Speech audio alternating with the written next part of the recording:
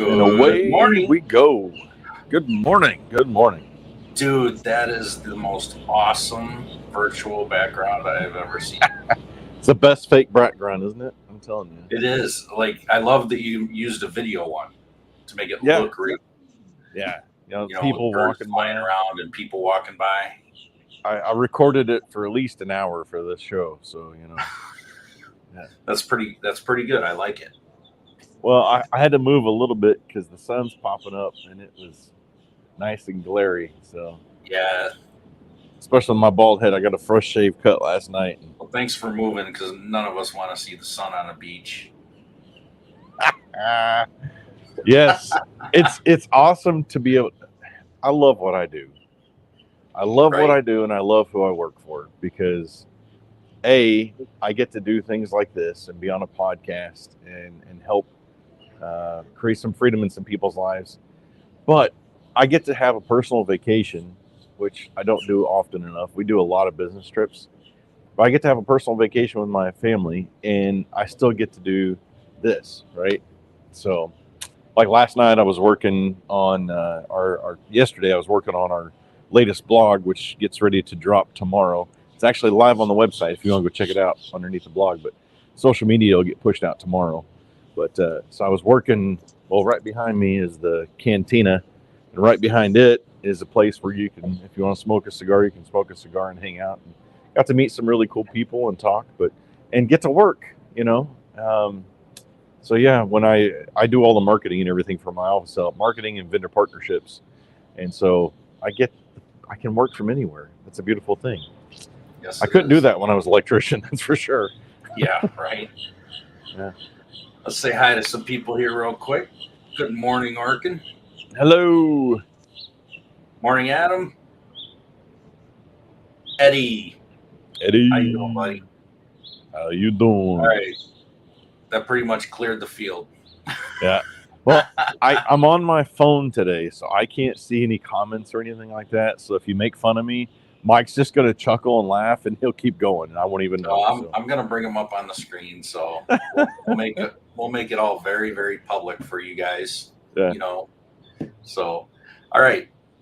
Today we're talking about digital presence, and we got a lot of stuff to go over, but you got a hard stop at 7:30, so let's go ahead and get into it.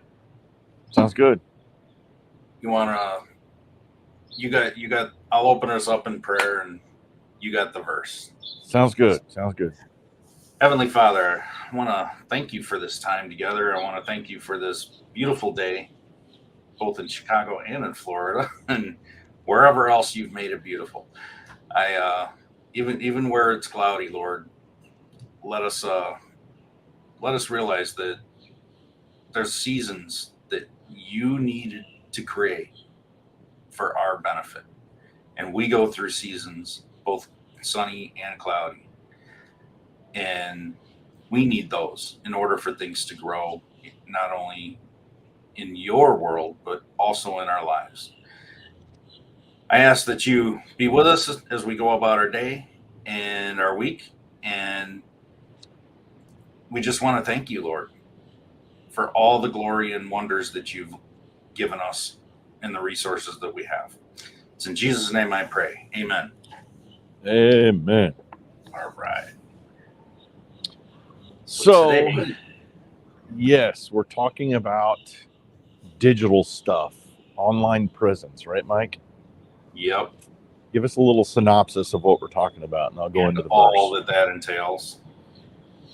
We're going to be talking about website optimization, SEO, social media, online reputation, email marketing, content marketing, digital advertising, video content, analytics, and cybersecurity. Yes, that's We important. got 20 minutes to pack all that in. Yeah. Well, let me give you a verse because I thought this was a cool one. Psalm 104:24 says, "How many are your works, Lord? In wisdom you made them all."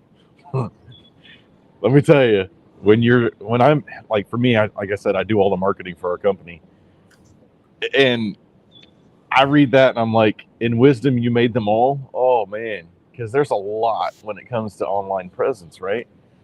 But it can be simplified. There's tools out there that can help you simplify it. There are people out there that you can hire to simplify it, and we're going to talk about some of those for sure. Morning, Jeremy and EJ. Morning, Jeremy. Yeah, there's so many. This is a topic that could be a year's worth of content. So to crunch it all in the way we got to do it. But if anyone's going to talk about it, we are the guys. We are the guys for sure. Yes. So let's start with the website. Go for it. What do you know about optimizing websites? I'm learning from Mike Carson, one of the best. I'll tell you this. So we've had a WordPress website for a long time, and I used to build our own websites a long time ago for Service Detectives. But when we started My Office Help, we tried a couple of different companies, but we decided to go with WordPress because you own it. You own the content, you own the site. Like, for as long as you want to be paying WordPress or want to be paying your host, you own it. So if you ever switch to a different company, it goes with you. That was a mistake that we made many times over, was doing our very first one was called F12sitebuilder.com, not even in business anymore. And when we left that company, we lost the entire website, had to rebuild the entire thing again. We did that 2 or 3 times before we realized there's got to be a better way. WordPress, there's a lot of people out there that work with WordPress that can build WordPress websites, but when it comes to the SEO optimization part, you need guys like Mike on your team that can help you with all the back end stuff, with making sure that I mean, there's words I'm learning now, meta tags and this tag, and Mike has the wording, he knows it, and so when I've got a question, I'm calling Mike up. Hey, Mike, I send him an email, I call him up. Hey, what do I do for this? What's the next step for this? And here's the key: create an SOP, create a process for that, so you don't have to keep bugging Mike or paying Mike. No offense to do that, but you can start learning how to do this stuff internally. And if you don't want to, then you hire Mike and you pay Mike to do this stuff for you. So yeah, keep going, Mike. Tell us more. There's a lot to learn. I mean, website optimization is technically there's a lot of technical stuff behind it. Like, we do technical audits and SEO audits, and there's a lot of things in every website that needs to be fixed so that it's more SEO friendly and more optimized, and just, it's not just about words on the page, it's the structure of everything and how everything's laid out and linked, and a lot of interlinking and external links, and your images, are those optimized for SEO and things like that. So and optimizing it for speed. I mean, that's an SEO signal it's one of the ranking signals that Google uses, so optimizing your website for speed so it loads fast on mobile, and everything, and having it mobile friendly.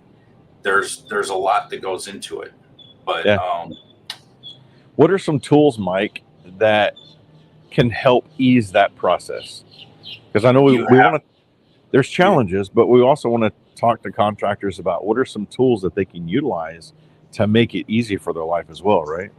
There are probably 100 different SEO tools out there to scan your website. We're not talking about rank tracking. We're talking about website auditing software. And some of the more generic ones, you can find some free ones out there, free websites that'll scan. I used one yesterday just to check it out. I was like, what's this one? This one's new. And I was reading through it, the results in the report, and I'm like, wow, this thing's garbage. It's like showing all these errors, and they're really not errors. They're really not there. So it was like a false sense of problems, so a lot of the paid tools, I'm a huge fan of not using one tool. I never ever trust one data point, or one software tool. I always use multiple tools to double check the same thing. Mm-hmm. And if you use two and there's a big difference, then there's red flags. Which one do you trust?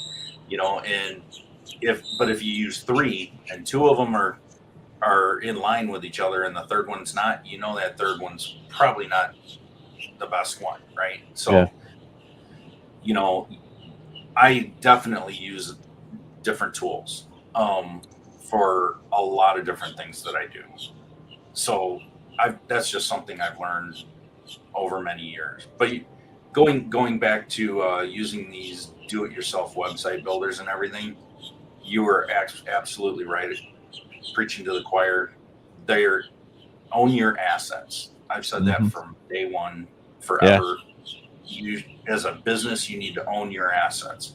Yeah. And you need to have control of your assets. Yeah. You may only spend a few $100, $200-$300, or some of them are just completely free. But like I said, you're going to lose that time and time again. Whereas if you make that investment up front, and it may be $2, $3, $5,000, I don't know, to build that site originally, but again, you own it. That's the key part. Yeah. So and a lot of these they're $20 to $50 a month, whatever, and you can do it yourself and you can make it look good, but behind the scenes, the coding is terrible. The SEO is terrible. I had somebody book an appointment with me for yesterday afternoon, and I looked at their website, and I'm like, "You're on a DIY website building."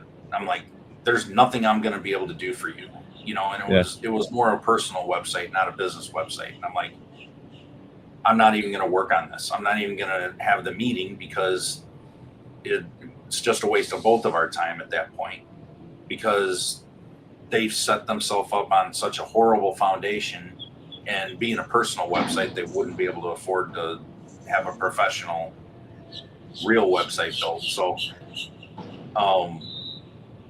I just had to just say no and not even meet with them. But anyway, moving on, let's talk about SEO tactics and improving search engine rankings for local businesses. Not all SEO matters for local, and not all local SEO things that you would do matter for national SEO.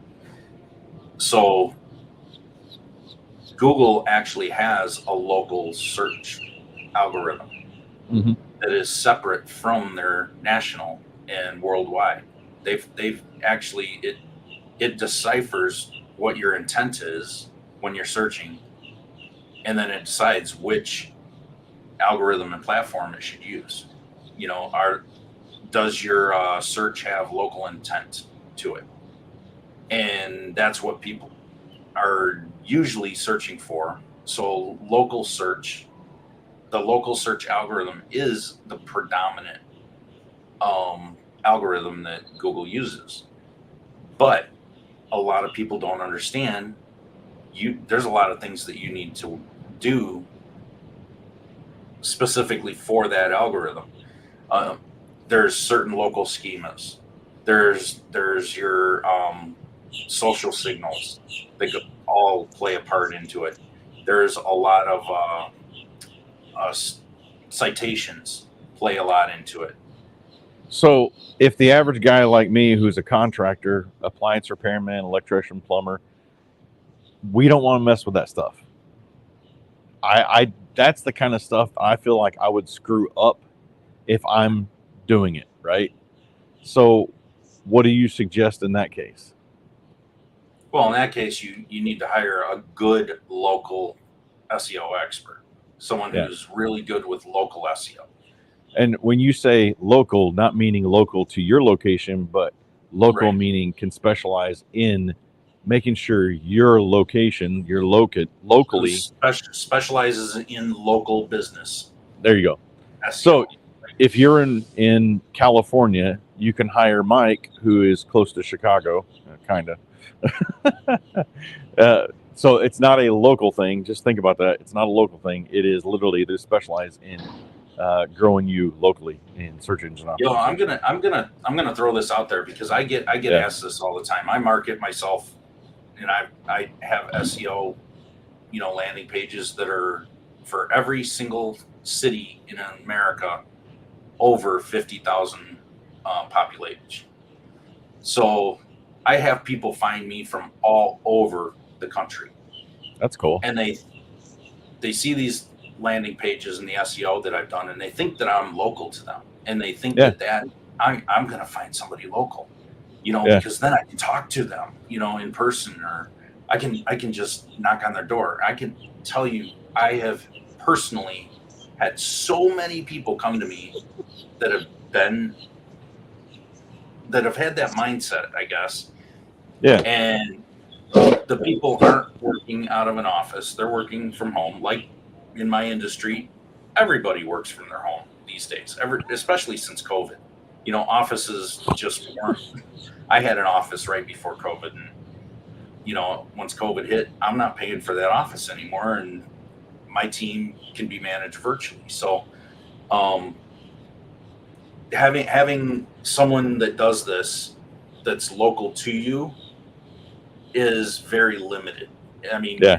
think about that. If you can hire somebody for a position that they can do from anywhere, right? I mean, from anywhere in the world, actually. Why would you limit yourself to the Yeah. talent that's only local to you, to your location? I mean, you're limiting your expertise just to that little location. Now you start looking national, you can get some real damn good experts, Good talent. and really good talent. And I mean, my own employees, I had the office, I had local people there, and then I just realized, man, there's just my talent pool here sucked. Yeah. That I had available to me, and I was having a hard time finding quality people, but I went nationwide and I found some really good people. So website, making sure it's got proper optimization. What else? Online presence. You've got, a Let's blog. talk social media. Social media. There you go. You're the guy for that. Social media, I tell you, has been interesting for me in this business. My other business as an electrician is super easy. Like, Facebook, I got that covered, 3 to 5 times a week, and we're good. By the way, I'm at Daytona Beach. We're staying at Wyndham Ocean Walk, I believe it's called. Literally right on the beach. Shayna loves the beach. So she's been out here on the beach with our 12-year-old foster daughter, and she's actually been doing some consultation calls while she's out on the beach, which is fun. Our room is up here on the 19th floor, but yeah, Daytona Beach. We've never been here before, so we've got 7 of us here, all the way from 20 to 12, and then my wife and I. So yeah, Daytona Beach. It's a nice area. Yeah. So my son goes to basic training later this year, so I wanted to kind of get a nice one last hurrah with him before he heads off to basic and wherever else he's going to go. So, yeah, I'll tell you this: you want to be on social media channels where you can find your client, right? Your ideal customer, and that could be anywhere. And that's one thing that I'm learning in this business with my office help is that we go to a trade show, somebody is a Twitter user, X user. And so they'll pull you up and say, okay, yeah, you post content, you're relevant, you're real. We go to another trade show, they're a LinkedIn fanatic, and we're on LinkedIn. And, oh yeah, you guys are on LinkedIn, you're real. It's the same thing. So let's see, we're on Instagram, LinkedIn, Facebook, TikTok, YouTube is very important. A lot of people don't consider that a social media site, but with YouTube Shorts now, with the videos, it's important to be posting on that. Plus, that goes back with helping with your SEO. I'm missing one. I know I am. But the key thing is yes, it sucks to be on all these different platforms. That's why you need to find, and my belief is find a platform that can help you post. I use Loomly. Loomly, Loomly.com. I've tried Social Pilot. I've tried Hootsuite. They were all pretty expensive. Right now, I've been using Loomly for, I don't know, probably 8 months, 7 months, something like that. And the thing I like about it is the analytics. It pulls in all the analytics so I can see how I'm doing, how I'm growing my audience, what my target audience is, things like that. And you can go into each one of these individually and see that. But that's the thing I like about Loomly is that it brings it all into one platform. I can message. So if somebody sends a message through Messenger or through Twitter or they comment on a post, I can see all that in one platform. So it's easy to manage. That's the key thing. Make it easy to manage. But yeah, you got to be where your clients are. And unfortunately, not all our clients are on Facebook because that would make it so much easier for me. I'm the type of guy, like one of my first friends online was Tom. And if you know what I'm talking about, you know how old I am. Tom was a great guy. Tom was a great guy. He's probably sitting on a beach or owning a beach nowadays. Who knows? I don't know. I hope that's the case for Tom. Owns the building that you're in. Yeah, I'm hoping Tom's not a bum and homeless somewhere. I would feel bad, but that's MySpace. If you don't, and for all the young ones that don't know what MySpace is, that was probably I don't know if it was the first one, but probably one of the most original. It was the first popular one. Yeah, first popular one. So, but yeah, so find something to help you manage it and make it easy. That's the key thing. You're going to hear a lot of stuff that Mike and I are talking about, but the key thing is to find ways to make it easy for you, or hire somebody to make it easy for you. Yeah, and it doesn't matter what tools you use or any of that, or how many platforms you're on. If you're not doing it consistently, it doesn't matter. So that's another good thing. And I have a marketing consultant that we've hired, and he hammers me all this time. Like, Twitter, you're supposed to be posting like 4 to 5 times a day on Twitter. I'm like, yeah, that ain't going to happen with me. As long as I'm showing content, like my ideal client and customer is not on Twitter. We have a very small following on Twitter, but those people that go find us at a home show or trade show, they'll pull us up and say, hey, I see you guys are on Twitter. I'll follow you, So, but yeah, 4 to 5 times. I wish I had my notes on this. I forgot we were going to be talking about this part, but 4 to 5 times on Twitter. You can Google as well, like how many times a day or how many times a week should I be posting on this social media site, that social media site.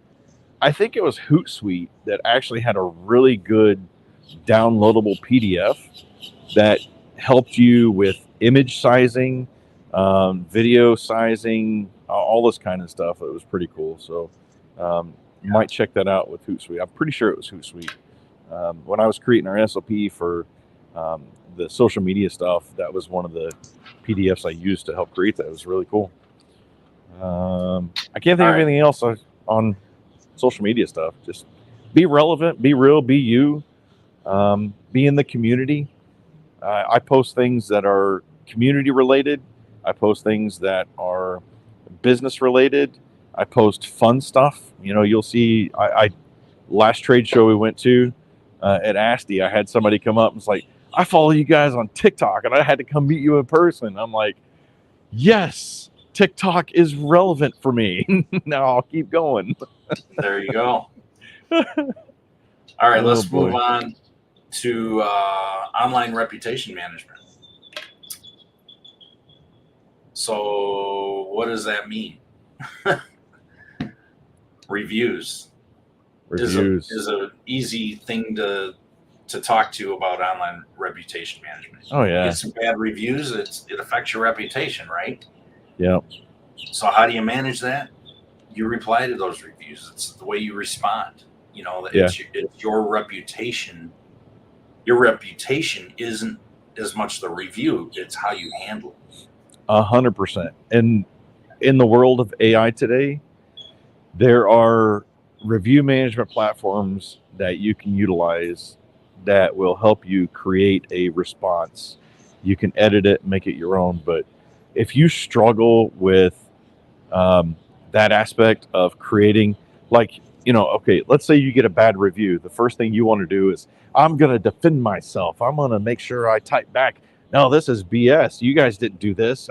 I did this, and you got to stop right there. Don't do that. That's the worst thing you could do, because you know what people are going to do? They're going to see that and they're going like, well, I'm not going to use those guys. What if it happens to me? One of the best things that happened to me as an electrician one time in a review, I had somebody call up. We had a negative review, and they literally said, I wanted to use you guys because of your response. I know not everybody is perfect, but because of the way you responded to that negative review, that made me think highly of you. I'm like, well, that's cool. I wasn't expecting that. So be careful how you respond. And if you're not good at that, use some AI products to help you respond to that. Well, and it's even how you respond to just regular, normal, average reviews too. You know, they could either be great or they could be, you know, this weekend, you know, the guys and I were together up in Chicago and we're looking for restaurants. You know, we're all on our phones. We're looking at restaurants. We're looking at reviews. You know, just trying to find a decent place to go. And I was looking at one restaurant really stood out to me because it had a heck of a lot of reviews. And I'm like, all right, I want to look at all the reviews, see what's going on, you know, because it filters the best reviews. So I unfiltered everything, and I'm like, I wonder if they're actually replying to the reviews. So I found out they were, but every single reply from the owner was thanks. Yeah. Thanks, oh no. Thanks. And I'm like, why even bother? You know, if you're just gonna say thanks and that's it. You know, and not, you know, thank them for their patronage, you know, please come back, or, you know, this waitress you mentioned, she is really great and we really appreciate her, you know, or him, whatever. And I was like, it was like 100 of them like that. And I was like, thanks. That's just, thanks for being generic, you know? Like, and I understand it can be overwhelming for a restaurant that in Chicago gets a lot of volume of reviews, but I mean, well, with the, like you said, the AI tools these days, they can at least help you do a more thoughtful reply. There are auto-generating review AIs as well in certain platforms. I would be very careful and with all hesitation be like, I don't know, you can trust it. I know you can, but you put a lot of weight in just letting something manage that. That's coming. It's getting better nowadays, but I'd still make sure you're really managing that well. All right, let's move on. Email marketing. Email marketing. Yes, there are tons of things out there. What company do you use specifically for your email marketing campaigns? It used to be called Sendinblue, and now it's called Brevo. Okay. I've used MailChimp, Constant Contact. I've used tons of them. Sorry, I got a squirrel. I look like I have a mohawk right now. I even used you know, some self-hosted email marketing tools, and there's other SaaS programs that are, you know, like High Level. You guys use High Level, you know, that we're loving it. With email marketing, and I'm getting set up to use it, and it doesn't really matter what you use, because every use case can be different, right? Yeah. And if you just need very simple email marketing, there's simple platforms out there. Yeah. You know, for just an email blast, for a newsletter or notifications or whatever, you know, but it's important. If you're landing in people's inboxes, if you think that everybody is coming to you, no, they're not. Yeah. Not at all. You're not even a second thought. But if you land in their inbox, now you're their first thought. You know, you're in their face. You have to go where these people are. It's just like social media. If they're thumbing and scrolling through social media, you need to be there so you can be in front of their face, right? Yeah. You know, but on that same device, they got their email. You know, they're going to look at their emails. You know, it's important, and emails are not going away. As much as people have said this for 15 years, that emails are going to go away. It's a technology that will last a very, very, very long time. I mean, decades and decades. So leverage we are, I mean, there's tons of them out there. Constant Contact. You mentioned Go High Level. we moved to Go High Level here recently, and we're loving it as a platform. We're a reseller of Go High Level too. So if you don't want to do all the setup and all that stuff, we can help you out with that inexpensively. You don't have to buy the big platform package. You can go through us with that. And it's cheap. Like, we can send out emails, like 100 emails. It costs us like a penny. I mean, it's cheap, right? But you don't want to abuse it.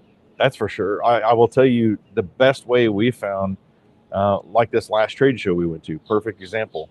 We sent out an email about a week before it, just saying, hey, looking forward to seeing ASTI. Here's come to booth 314. But then I created some really creative marketing emails throughout it. And if you were there, you got them. I hope you enjoyed them. And then I followed up with those same emails on social media. So no matter where they went, they saw us, right? They saw us in their email first thing in the morning when they woke up and they were checking the email. Then they cruised over to social media. Bam, there we are again with the same format. Then they came to our booth and they saw everything. So branding and consistency are important. Emails, social media, in-house, whatever you want to say. But yeah, so branding consistency, that's a huge part of online presence as well. So yeah, emailing, it's a big one. For me, Check.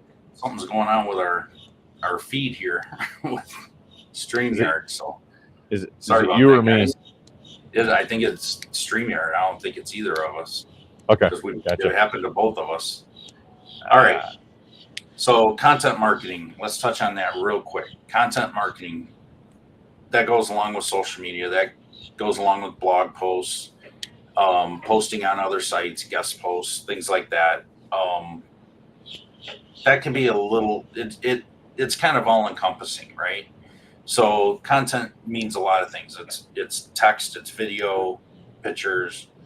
You know, you should be taking pictures of everything that you do all the time. Mhm. You know, Yeah. and you should be posting this stuff. It's great for social media. It's great for your website. It's great just to have that. You know, Yeah. so I would definitely give that a lot of thought. And if you're not doing it, start doing it. Yeah. Video content's a huge thing now. EJ does a great job. He was doing these. He'd set up a camera and he'd do these, really long videos of fixing a refrigerator or whatever, tearing it all apart or ripping apart an oven, and he would speed up that video to where it's a real short, really fast video, time lapse. Yep. And time lapse videos are great. Yeah. And if you can set that up, those are great. So Yeah. it's just kind of something short and kind of cool that you can put it up as a Facebook reel or a YouTube short, and it'll get attention. Yeah. So just stupid little things like that. Yep. Let's talk analytics real quick. I say this all the time: if you can't measure it, you can't manage it.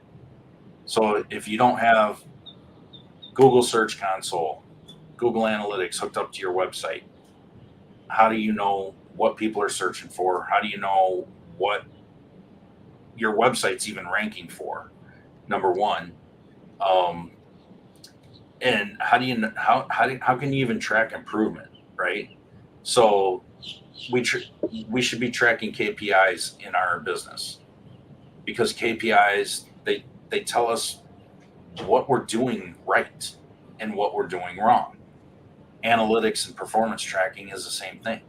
Yeah. When you're talking about digital marketing, that analytics should be for your email marketing campaigns, your social campaigns, like you were talking about. What was Loomly and the analytics that it has for all those platforms, and Important. you can check all your marketing campaigns all in one place. And there's no real true way to check 100% of your marketing efforts all in one place, unless you're just doing a handful of them. Yeah. But you can look at these different platforms and kind of combine that data and get a really good picture. So what have you learned from analytics in your business? Oh, I've learned a lot more about my ideal client And I've also learned, social media wise, I've also learned that I have a little bit more of a male following than female, but it's pretty darn close. And the age range, I know the age range. So when you start looking at what your ideal client is for your business or your target client, a lot of these things can help you. We used a company several years ago called Melissa Data, and they took our 5 years past invoices and used that information to collect what our ideal avatar is for our business, what our ideal customer is. So being able to use data that you already have to be able to see, how do I market that? Now I could take that information that I got from that company and I can market where they're at. Like, my ideal customer probably works out at a gym, a local gym. They'd have a nice first car and a secondary car that's a little bit less expensive. I mean, I can go into very big depth and detail. So it helps me figure out where I need to go market to that person at, right? So analytics are very important to help you. Absolutely. Just so you're not just throwing your marketing dollars away, All right. We got one more tip, and then we can wrap it up. Cybersecurity. Very important. For me being in the digital world, this is a no-brainer for me. However, for service companies, they don't really put a lot of emphasis on this. They don't really think about it. And yeah, I'm going to say this. I say this all the time. Security starts at home. Okay? If your computers don't have virus protection on it, and you don't have a really good one, I used a company called Bitdefender. It's American made. I love it. My son's in IT, and I was using another one called Kaspersky, and it's a Rush. It was founded by a Russian company, and I just didn't trust it anymore. It was great, and I never had any problems, but it just became a trust issue, and so I talked to my son, he went to school for cybersecurity. He's got a certificate in that, and he works in IT. And I called him up and I'm like, hey, I'm looking at like these three, and he says, oh, use this one hands down, Bitdefender, and it's been great. I can't say enough about it. And the cost was in line with what I was paying previously and everything. So, there's a lot that goes into cybersecurity. It's not just your laptop. It's what if your website gets hacked? Yeah. And I've had my own website get hacked because I had a vulnerable plugin in it. And it's almost not a matter of if it's going to happen, it's a matter of when it's going to happen, and these large companies like Microsoft and LinkedIn and like all these huge companies, they get hacked all the time, and we find out about it months later. A real hacker is not going to leave an immediate trace. They're not going to deface your site. They're not going to delete it, everything. They're just there to steal your data. Now, if every customer that's filled out your contact form on your website is in the database, and then you get hacked, guess whose information they've got, right? Yeah. It's not just your information or logins, or they're getting customer data for whatever reason, even if it's just names and addresses and phone numbers. Yeah. That's all they need to just build a database of people. So for us, we handle many thousands upon thousands upon thousands of clients' information at my office help. So security is extremely important with us. We have a company that we pay literally thousands upon thousands of dollars a year just for this aspect with security. We have firewalls built in. We have virus protection. Like if if a virus is detected or somehow gets past all of the security they've got, they're immediately shutting that computer down. And it works flawlessly how this happens. It's amazing. And plus, not only that, but we have insurance as well. So I would look into insurance for your company. It doesn't cost a huge amount for, a one man show, or, I know a lot of companies on here, 1 to 5 trucks. It doesn't cost a lot to have that extra little bit of padding and security if something should ever happen. But check into that. Check your liability insurance. Everybody has to have that, right? So double check to make sure that it includes a rider for cyber issues. The thing is, if something happens, you could be screwed. We've talked a lot about the scary side of stuff too, but also I hope you've gotten some good tools out of this to help you with this, because it's a lot. It can be a lot, especially for those small, but that's where you lean on guys like us to help you with doing a lot of this stuff for you. And hey, before we go, I'm reading a book called Trusting God in Hard Times, and it's lessons from the life of Elijah. I'll show you that right there. It's actually a really small book, but man, it's packed with so much good stuff. A little paragraph that he has. Bill Crowder is the author of this, but a little paragraph. He says, God promised always to be with you, but sometimes difficulties in life can cause you to wonder if he's really there. That's probably how the Old Testament prophet Elijah felt as he faced one challenge after another. So in these lessons from Elijah's life, it just helps you to build your faith in God and reminds you of his power and his love. That can bring peace in times of trouble. I just wanted to say that and encourage somebody who's out there watching this. Sometimes we don't get into the Bible enough on these things, and go read Elijah. A lot of us are the 1 to 5 truck shops, and we face challenging times every day, in and out. Go read Elijah. Go read up some of the challenges he's faced, and I hope that's encouraging for you, right? So, sorry, I had to preach a little bit. No, I think it's great. Thanks for bringing some more words and encouragement into this. I'm trying not to. I tell you, I picked a great spot, but I picked a bad spot because this building is white and I'm right in front of glass, and so I've had this glare, so I'm trying not to squint. Brightens up your pretty face. What's the actor that always squints? Yeah, I don't know. He's got hair though. I don't. Yeah. Anyway, it's been fun. Right. You guys are awesome. Absolutely. Go enjoy Make it a great day. Make it a great day. Yeah, actually today, Isaiah. I wasn't talking to you. Oh, I was talking to everybody else. I guess I got a little bit more work to do. Have a great day. Yeah, I got a little bit more work to do. Then I'm gonna spend some time with my family. So, yeah. Yeah. All right. Everybody go out there, have a great day, including Jason. And go out there and make that money. Make it a great day. Have a good time doing it. See you, everybody.